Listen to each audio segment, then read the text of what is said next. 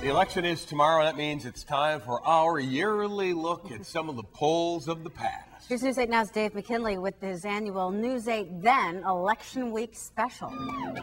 10 years ago this week, Jack Doyle, who'd been appointed to the post of county executive 10 months earlier, won election for the first time in a resounding victory over Democratic challenger Gene Welch. 4 years later, Doyle would become the first and only county executive to ever win re-election, and to this day still holds the title of the longest-serving Monroe County executive in history. Say, what if you held an election and hardly anyone cared? Are you interested much in this year's race? Not at all. Such was the case locally 20 years ago this week, an off-year election where the biggest contest was for Monroe County Clerk and where voters chose Patty McCarthy to become the purveyor of fishing licenses, pistol permits, and passport applications in these parts this week in 1985. 30 years ago this week. Yesterday's returns are echoing loudest at the Hall of Justice. District Attorney Jack Lazarus will be carting away his room full of political mementos to make way for the man who promised to take politics out of the DA's office.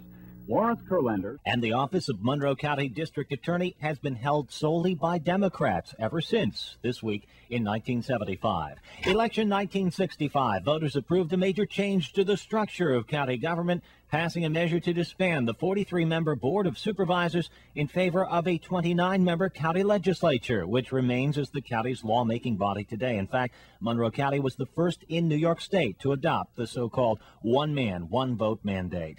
In the city, Republicans celebrated when a 33-year-old former assistant to U.S. Senator Ken Keating, Stephen May, seen here pressing the flesh outside of Delco, was elected to city council. A few years later, he would become the mayor of Rochester.